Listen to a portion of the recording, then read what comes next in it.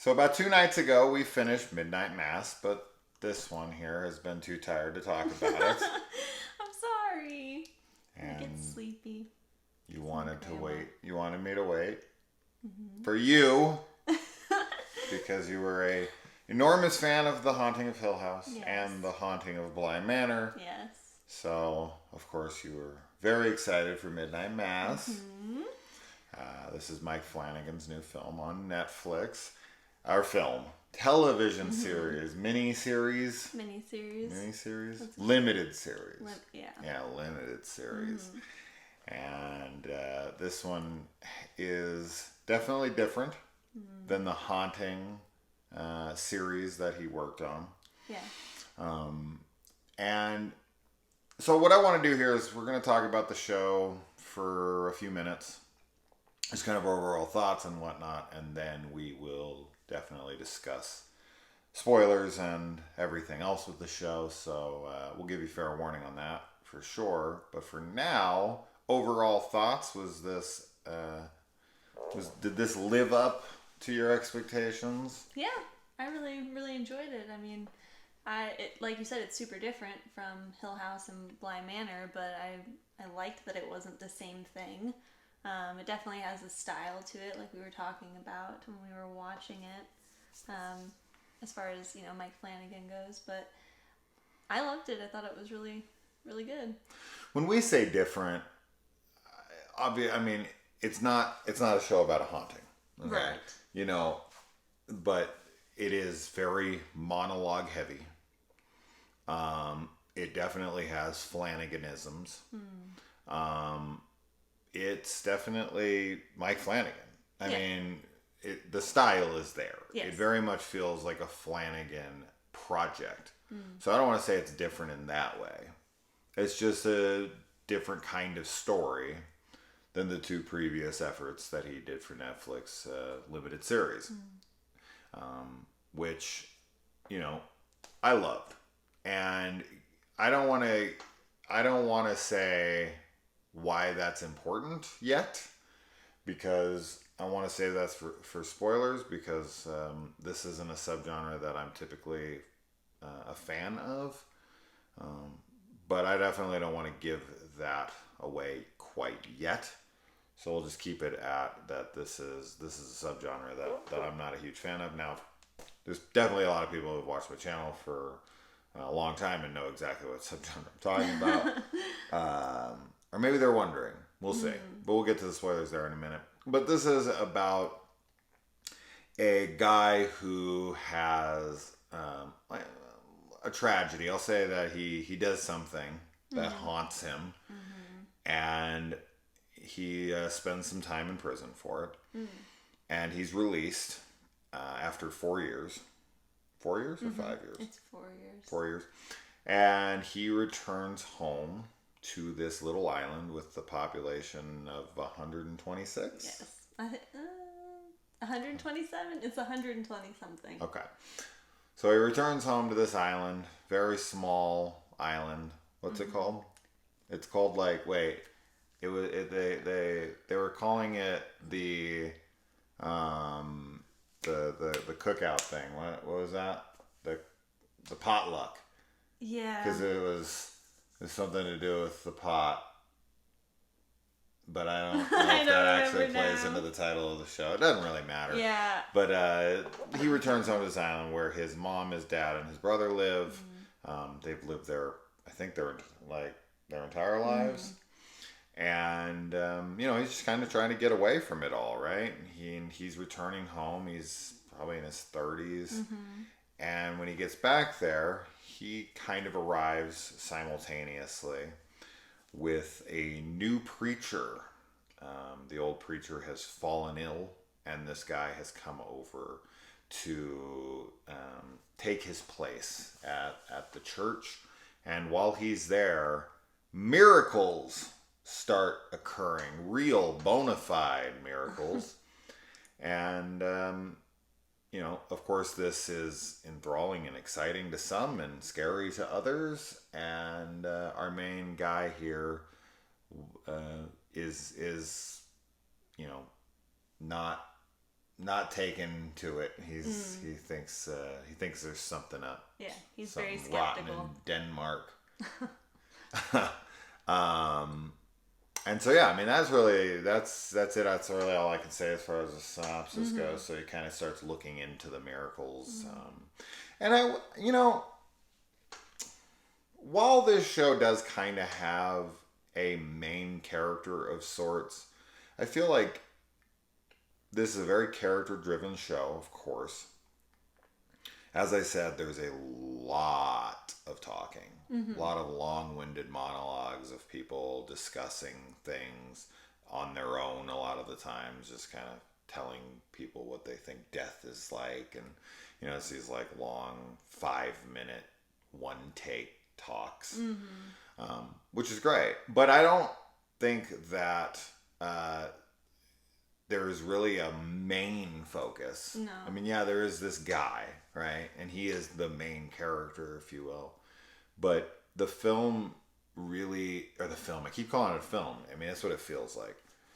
The series does a really good job of kind of divvying out the time to pretty much every character that matters to the show. Yeah. And I'd say that's probably 15 people that really have like an impact. And this is 7 episodes at exactly like an hour apiece. These aren't like 45 minutes. These are full hours. So this is 7 straight hours. But well, that was kind of the same with like Hill House and Bly Manor, where like there's sort of main characters, but they kind of all have a role in the story. Yeah. And it's the same with this one, where they each play a part and they each kind of represent different aspects of a certain type of person, or I feel like it's all necessary for them to have time to talk. Yeah. And I don't know, some people might not like that because it's a bit. Oh, this will like be boring to some people for sure. But if you think that Bly Manor was boring, then you're definitely gonna think this is boring. Yeah. Even though I think Bly Manor is the slowest of the 3 that he's made for Netflix so far, I just feel like if you've watched Hill House, if you've watched Bly Manor, and you're like, oh, these are really not my thing, then yeah, this definitely is just not going to be your It's very Flanagan. It's slower, it's character driven, it's a lot. It's talky. It's talky. It's very talky. But yeah, who was your favorite character of the show? Or who did you relate the most with, or who did you... I don't know about relating the most with, but the priest, I really enjoyed his performance in general, and I feel like I was empathetic with him, which we talked about at the end. Like, I sort of understand kind of where he was coming from with certain things, like why he was doing things. I really liked him, but then Joe... which I don't know because we aren't getting into spoilers yet, but he's a drunk that's in town. And I really I felt bad for him. He actually gave my favorite performance of the show. Did he? I thought he was phenomenal. Yeah. I think, everyone did a great job, honestly. All the acting, I think, was really tremendous. And none of it fell flat for me. Like, the monologues, I think that they carry on their own, especially with the actors, and I think the writing is they're great, very poetic, right? Yeah. So, I liked all of them, but... did you have a favorite? Yeah, nothing felt out of place. Nothing felt like filler. Like, everything felt like it served its purpose. Yeah. It was... Any monologues there were, it was purely for character depth and setups for payoffs in the end. Nothing felt like it was just there. No. Like, it was just pointless to the story. That just didn't happen. And Flanagan wrote and directed every episode, and I feel like that's obviously very apparent here. He wrote and directed pretty much everything in Hill House, and then with Bly Manor, though, I think he had like the first couple episodes, and then it kind of batted around a little bit. Right. So that one's a little different, but this is more back to the Haunting of Hill House style. And Um, I don't know. I think this might be my favorite of the three. Really? Okay. I was just really engaged the entire time. I really enjoyed this, and definitely a high recommendation for me. And I think we're going to get into spoilers now for sure. But this was definitely not a big disappointment for me at all. I thought this was excellent. But you might find it boring. If you found the other stuff boring, you definitely will. Yeah. So, for sure. Spoilers from here on. So you've been warned. Now, obviously the subgenre in which I was referring to is vampires. But I just said the word vampires more than this show says the word vampires. Well, they don't say it at all. They never say it once. Yeah.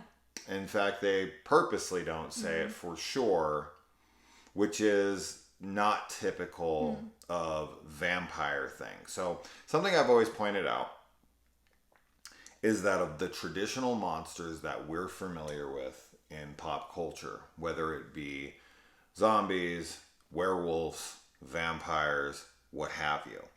Anytime you're watching one of those films, the characters are immediately privy to what they're dealing with in werewolves and in vampires. Right. And they always state as such. Right. They're like, oh, it must be a vampire. And they always know. But don't they need stakes through the heart, garlic, whatever, right? Same thing with werewolves.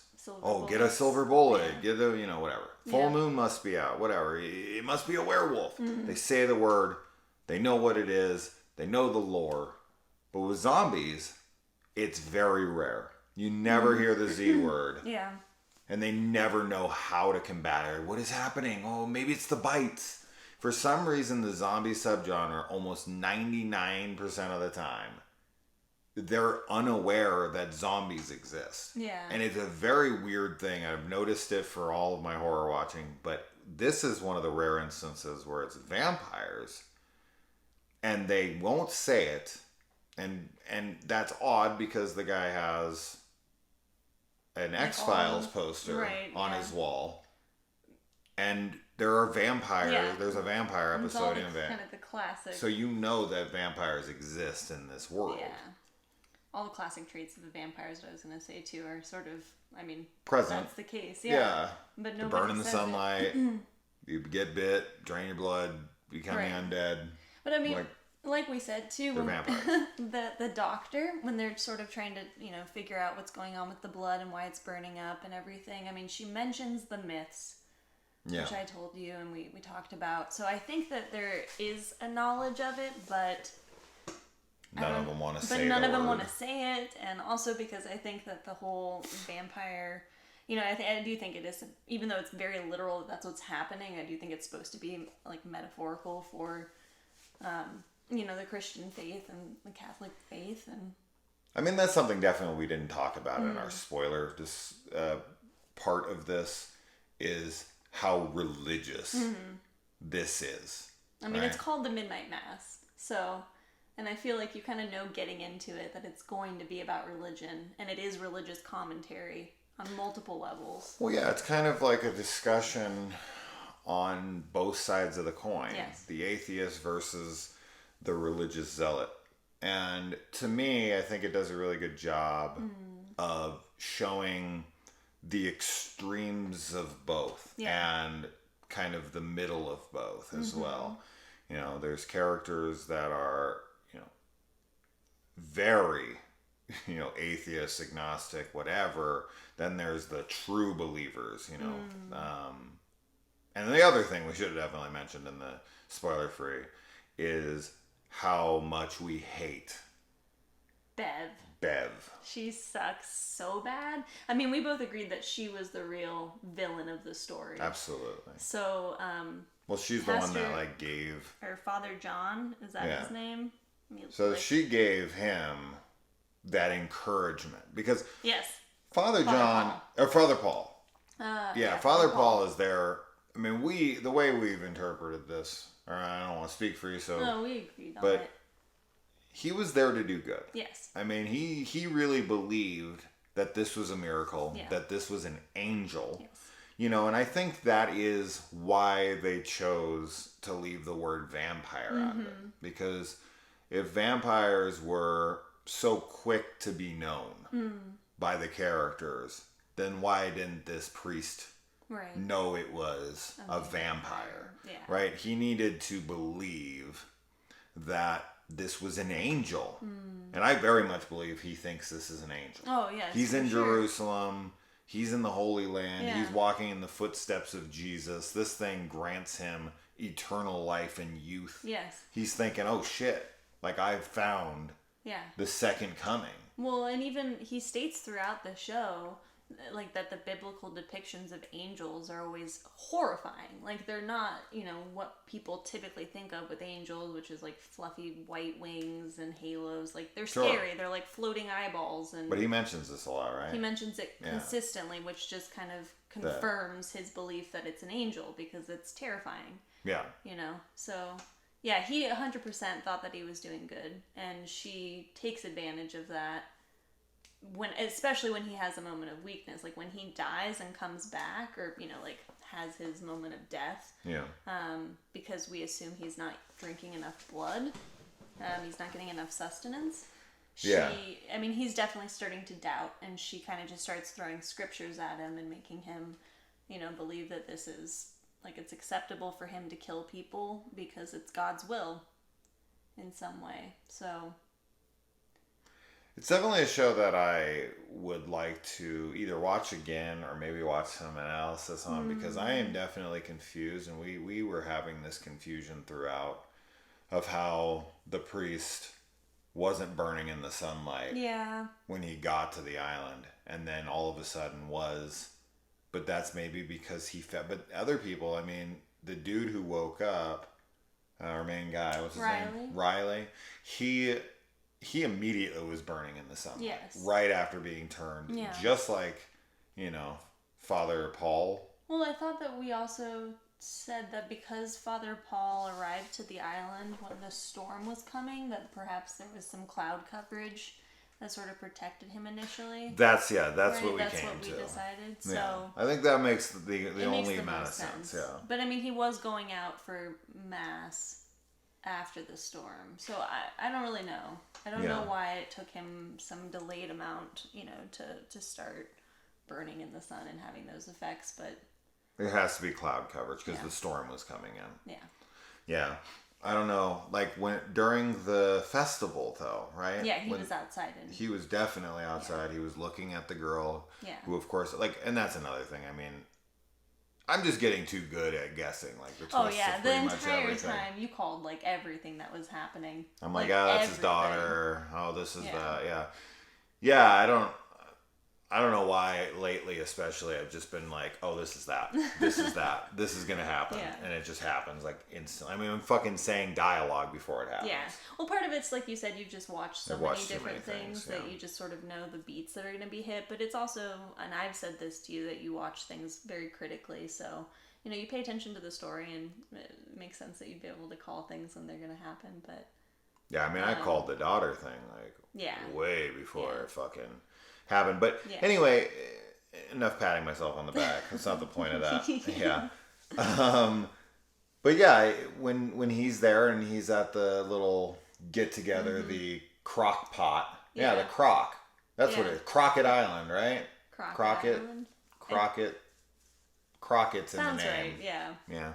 But anyway, the crock pot little get together, the shindig where the dude's dog is poisoned. Oh Joe's my god, dog one is of the poisoned. worst, saddest scenes. His performance is phenomenal. so I think good. he's so fantastic when he's like freaking out and when he's crying, and it felt horrible. So for bad. him. They're all just standing there and watching him, and I guess in the end, pretty much everybody dies outside of two characters. the two kids. So pretty much everybody was going down. But I just didn't want to see him go that quick. Oh no, definitely not. He was great, reaching this moment of. He served his purpose, I suppose. Right. Well, his character arc, he had started to kind of want to better himself, right? Which, not to get on a tangent about that, but it was tragic. It's very tragic what happens to him. And there's also this kind of allegory and connection to AA Yes. and this addiction to drinking. Yes. Which, of course, is what the vampires end up doing. They become Right. addicted to drinking. This is what the dad even talks about, how he has the strength to not drink. Yes. And it's basically like addiction. Yes. So a lot of addiction metaphors in here for sure. As hard as Riley is trying to kick his drinking habit, he then kind of gets forced into another drinking habit to which he rejects. And he ends up... Now, why he's having visions that end up coming true... Well, I mean... That could be a religious experience of some sort, That's right? what I was going to say. Potentially that has something to do with his once had faith, where he's having, some kind of actual premonition about what's about to happen. Or just a feeling, because he's noticing, he starts having those when he gets to the island, right? So... I think the vampire, I guess they're not vampires, but whatever this is here, but they're fucking vampires. The inclusion of that into your world would definitely be a quick changer of the mind. Yeah. Right? Like, I'm an atheist until I see vampires in existence. Then if you are, the undead... I don't know, though, actually, because, that would change your fucking mind on everything. I don't know that you would believe in God, necessarily. It would open you up. It would open you up to, possibilities, but, Riley talks about this to Father Paul and to other people, about, what kind of God would let him live, because he kills a girl when he's driving drunk. Sure. So I feel like seeing that and seeing, the evil would, if anything, make him feel that there wasn't a God even more. Why would a just God, why would a kind God let this exist? Right? Yeah, they're not angels, they're vampires and they're killing people. And all I'm saying is that this would definitely change your mind on, you would be more open to so many possibilities at that point. Once you saw that, sure, you would be like, well, what the fuck do I know? Yeah. But he's a bit pessimistic, so that's what I'm saying, is that maybe in his mind it's only the bad possibilities then are possibly true. Yeah. And I think that's kind of part of why he ends up sort of killing himself, is also going along with the addiction metaphors, is that he doesn't think he's strong enough to be able to fight it, for sure. But then also, a bit of helplessness and hopelessness of... he doesn't want to be responsible for taking anyone's life again. 100%. Right? Especially because of his drinking. Yes. That literally, as I said, this is metaphorical. Yeah. His drinking will, have another death. Yeah. Come out of it. So he's not going to go down that road again. And he's strong enough to do that. And I think that probably would surprise a lot of people that he died as early on. I mean, at the end of episode 4, we thought maybe he'd be just dead and gone. Right. And I was like, well, wow, that's going to be big. But then I was thinking, well, his premonition has to play into this somewhere. That can't just be random and pointless. And it isn't. So that's to be expected. Now, of course, Flanagan's got his wife in here, which I've always kind of laughed about. She looks like freaking Angelina Jolie. Yeah. Never noticed it before until this show. But it is interesting how when you do what people consider to be good work together, no one really complains when you cast your wife and stuff over and over and over again. Yeah. But if you're Rob Zombie and you put Sherry Moon Zombie in absolutely everything you do, and people aren't liking half the shit you do, then they start to be like, does he have to fucking put his wife in everything? But I never hear that about Flanagan's wife. Yeah. She's a very talented actor. Sure. It's going to be awkward as fuck if they ever break up. Basically, his entire filmography is just littered with her. Yeah. I really liked her in this. She's great. Everybody's like great. I said, she's very talented, and her character, I think, is an interesting one because she kind of goes from being a non-believer who, then kind of comes back and is trying to regain her faith in some way. Yeah. And it's purely for comfort, I think. We talked about, it's just really interesting to see how all the different characters kind of deal with their idea of faith and God in the afterlife. And hers, we talked about, she has a very specific monologue when she loses her baby. Oh my goodness. Sounds like the ramblings baby. Of a madman. Yeah, I mean, we were looking at each other like... But it's all about comfort. It is, yeah. I mean, she's talking about her child going up to heaven and being the perfect version of herself, and you can tell that she is just sort of telling herself a fairy tale. Yes. Which a lot of people have that perspective when it comes to religion, that it is all just a fairy tale to make you feel better. So, but then it's like, what does it hurt if it does help her in some way? In that case, in the show, I don't think it helped her really at all, because she then kind of gets a hard awakening to what's going on. But just, it's interesting. They do it's a really cool look into different styles of religious people. Yeah. Definitely made me want to go on a rant about abortion. And if you kind of get a free pass right into heaven as your perfect self with no sin, then abortion should be like, you should line up for them. Anyways, I mean, I'm not going to start the comment threads now, but just seems logical to me. But these are not logical times. Well, yeah. But I will say though, I feel like it's kind of ballsy and almost a dick move that Riley kind of goes on this like 5-minute monologue about how her baby is just nothing.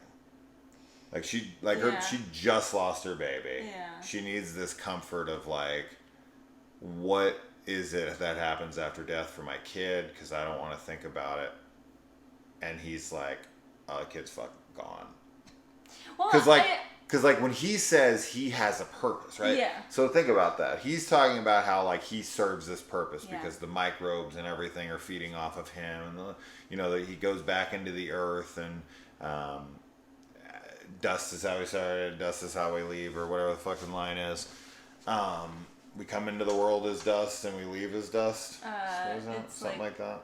From dust I don't know. It's Whatever to dust we shall return is like the ending of it, but yeah. But anyways, he like kind of goes on this rant about like how he serves a purpose, but like he knows her baby is non-existent. Like she straight up ate that fucking thing inside of herself. Yeah. And then he's telling her basically, you're like, your kid serves no purpose, not even there. Right.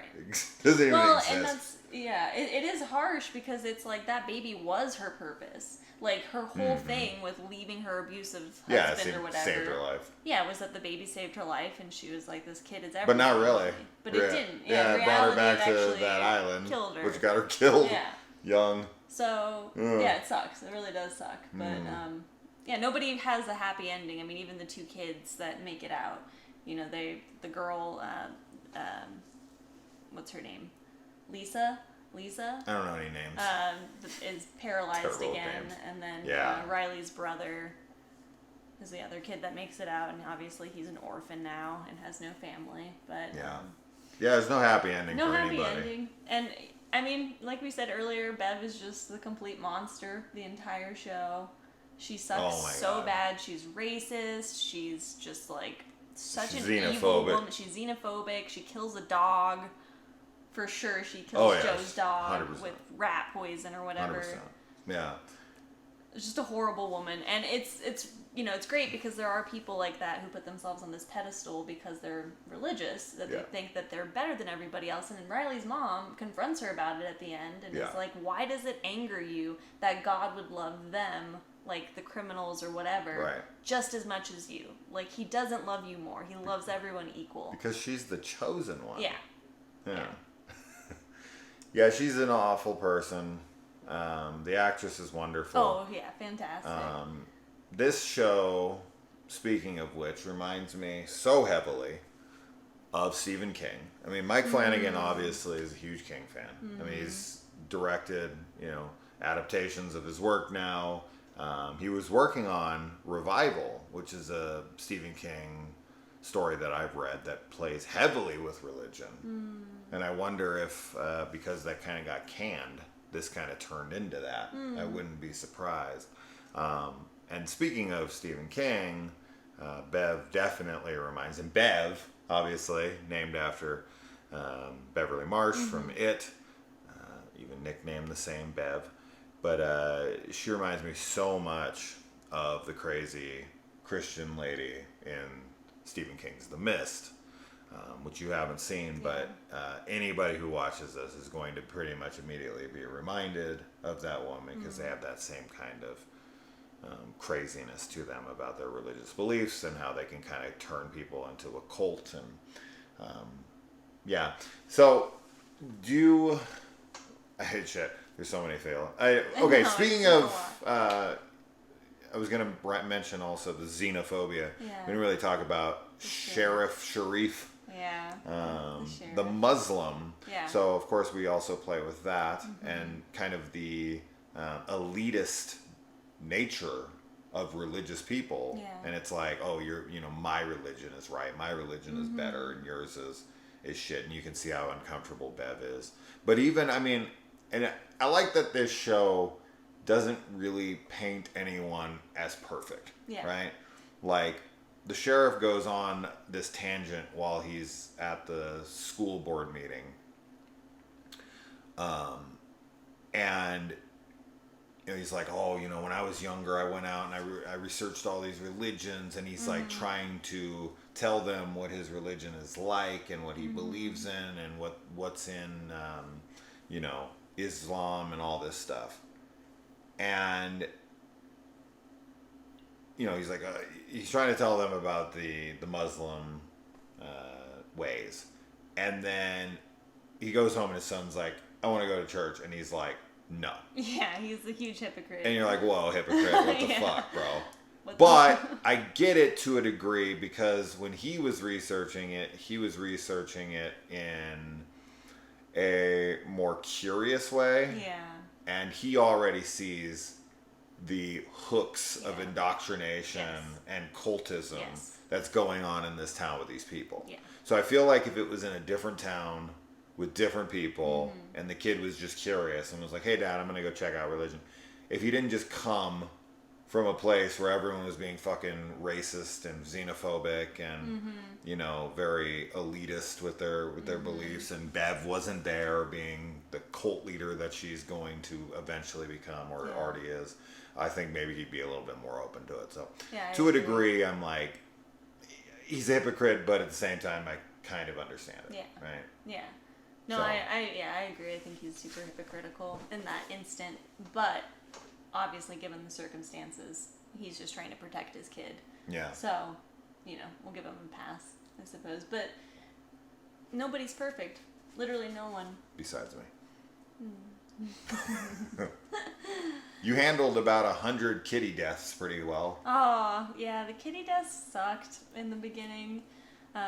You took the dog death way worse. Because you didn't have to watch the cats die. And also you don't have the emotional attachment to the cats. I mean, there's strays on the island that we don't get any kind of interaction with other than seeing their eyes, which is cool because it's the same eyes that the vampires have. Yeah, it's like they turned into the island. Right, and that's what you said at the end too, which I love. Like they're feral. The beginning has the cats, and then the end, it's the same thing where it's like this desolate, everything's burning and falling apart, and the vampires are walking around with their eyes glowing. At the end, all the people who died should have washed up on the shore outside their house. Would have been cool.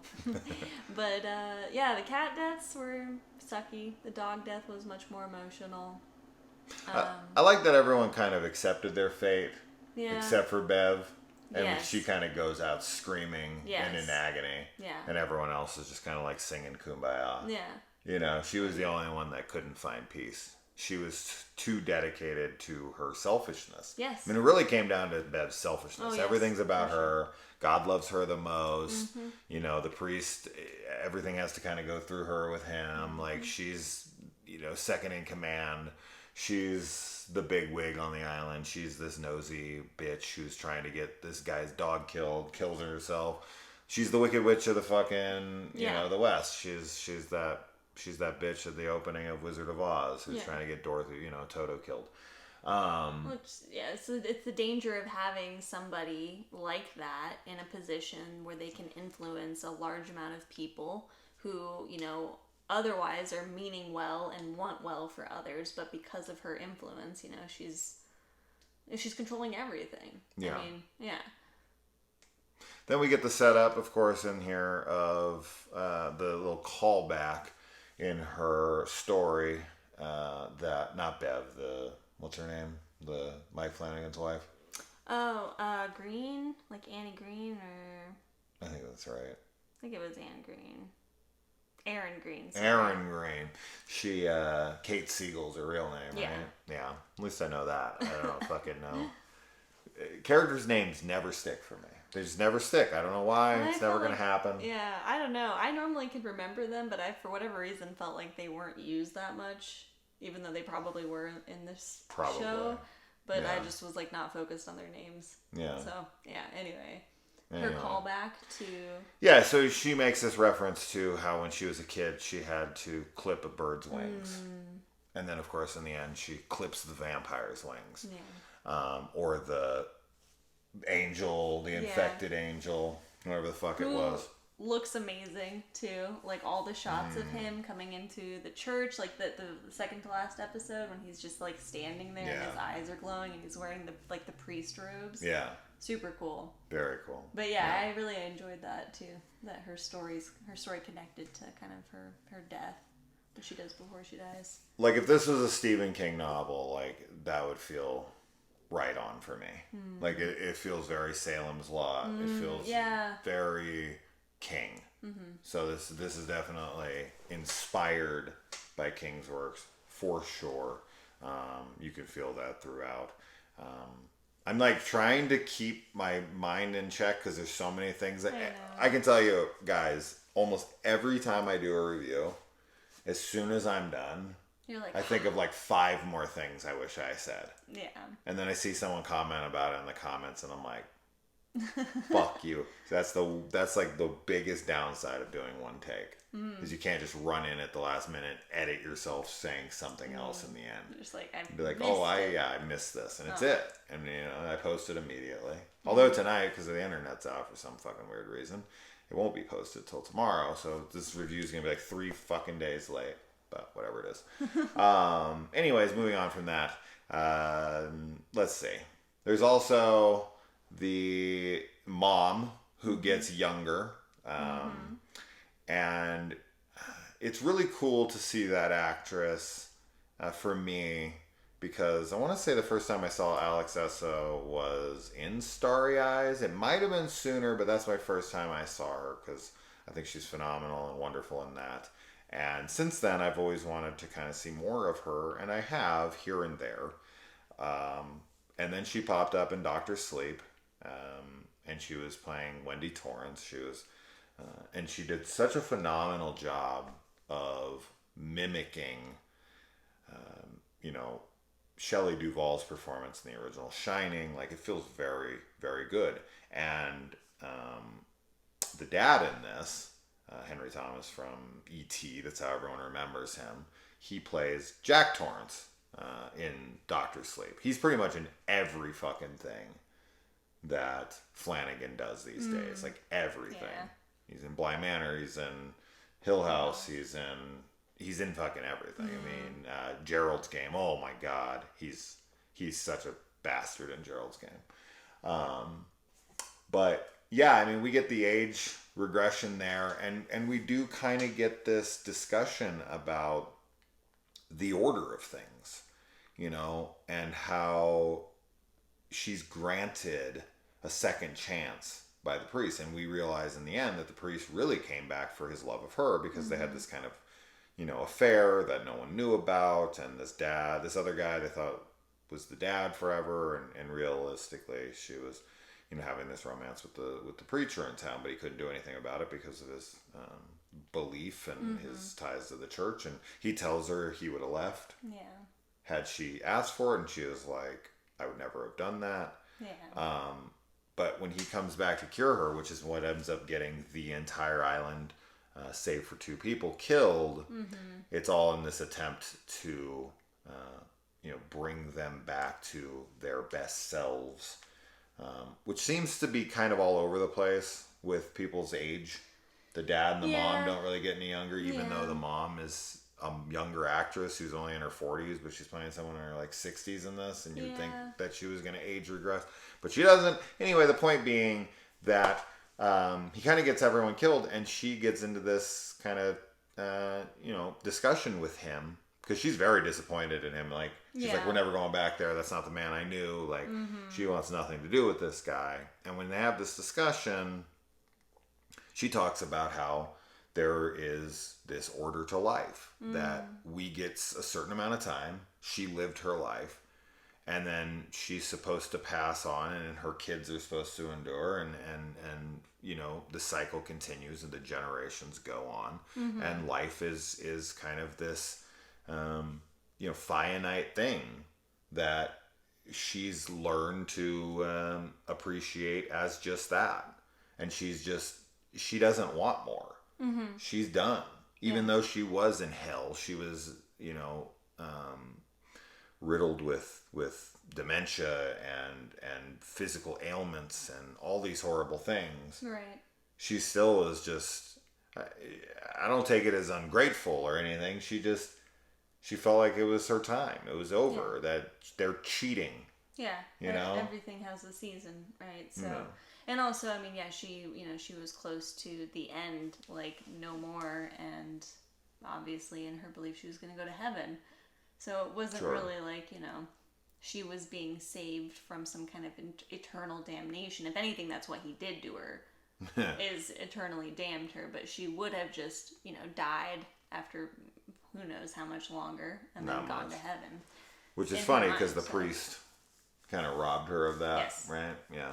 Because, I mean, that's assuming, like, if these people, everybody that got turned, I mean, they would be damned, right? Like, that's kind of like... The ones who fed, for sure. Yeah. Because the father points out, like, we have the choice. Right. It was hard, but I made that choice, and I'm not going down this way. I love that. I love that interaction because, I mean, he even says, like, I thought I wasn't going to be able to fight it. Like, I thought it was going to be insatiable, but it's not. Like, it hurts, but I can do it. But then the angel, when we see him, when Lisa and Riley's brother find him in the house, that abandoned house, and he's feeding, and they're like throwing things at him. They shoot him, and he's just like, go away. So engrossed in feeding. I mean, and that's the addiction part, obviously, that we were talking about earlier. But it's just really interesting because they light his ass on fire. He notices. Though. Yeah, I mean, he notices then because he has no choice. But like everything else, it was like she clips his wings and he doesn't even notice. Yeah. So. Yeah. But. Do you have anything else to say? I mean, I definitely have other things that I'm sure I could sit here and talk about. I thought that the show looks phenomenal. Yes. The production value, all that side of things is good as expected. I mean, I feel like it's pretty rare these days that I watch something with a budget and it doesn't look great. Like, it's super rare that I'm like, wow, this movie looks like shit these days. Like, they've just gotten so good, and television has gotten so good. Movies have gotten so good at, being cinematic. Yeah. So yeah, I mean, anyway, I think it's fantastic. I think there's so many good parables and symbolisms, metaphors, and it's just filled with them. Yeah, I agree, and I also thought the production quality was wonderful, and I really like his eyes that he does. In everything. The Flanaganisms. Yeah. I like it. I think it's really... glowy eyes in every movie he's ever done. It's cool. It's creepy and stylistic, and the show was very atmospheric, too. I liked all the shots of the island and, like, Riley's house with the sunset and the sunrise, and it was cool. It looked really nice. And, yeah. Definitely lots to think about after we watched it, and we were talking pretty much every episode about, what happened and the characters' choices and decisions and everything, so. Well, you see how cultist people can become over their religion, and that's with no proof. Yeah. I mean, outside of what people want to see, right? if they're filling in those blanks, if they want to make miracles happen, if they want to believe this was because of this and this and that. But if you straight up saw real miracles, you know, you fixed a girl's legs, you know, made her walk again. If you age regressed someone that everyone knows in town. I mean, this is a small town. Everybody knows each other. You can't fake this shit. Yeah. This girl's clearly crippled. And this girl was clearly old and had dementia, you know, and these people are completely better. This would definitely shake your beliefs if you didn't believe, or your non-beliefs. And it would also, you know, make you an even stronger believer. Yes. I mean, as strong as people believe now with pretty much just no proof of any sort. Imagine actual miracles taking place, you know? Not just people farting in people's faces as blessings. Yeah, you wouldn't be able to ignore a paralyzed person walking. She literally saw some priests like farting in people's faces. In case anyone doesn't get that reference. Yeah. But that's a real thing. But yeah, I think that I think it's great. Yes. I'm going to end it here. But I'll think of 10 more things when I shut this off and be like, oh yeah, this character. Oh yeah, this thing. You know? Oh, one more thing. They could have easily, I shouldn't say easily, but I get it. It's poetic, and it's you know, it's trying to tell this story in the way that it is. So there's certain things with any kind of movie, for the most part, you've got to, unless it's like right in your face, you've got to drop a lot of the, oh, they could have just done this, you know? And that's true here. You know, in the end, all these people couldn't stay out of the sunlight. Like, not one of them could have grabbed a tarp and thrown it over themselves for the day. Right. Until they could fashion something. Whatever. There was like a little bridge. Now did the vampire, yes. And you're like, he could have just gone under there. 100%. You could dig a fucking hole in the ground and then put boards over it. Right. You know? There's not a cave. Yeah. There's not like, come on. There's definitely places they could find where they could have gotten out of the sun. But they all kind of accepted their fate. Yeah. You know, and that's what it really comes down to. Now, Bev didn't. And she did try to dig herself a hole. But way too late. Way too late. You don't wait till the sun starts coming out. Because I think she was trying to accept it. Yeah, she was. And then she freaked out and was like, she kind of reminds me of the ending of Thirst.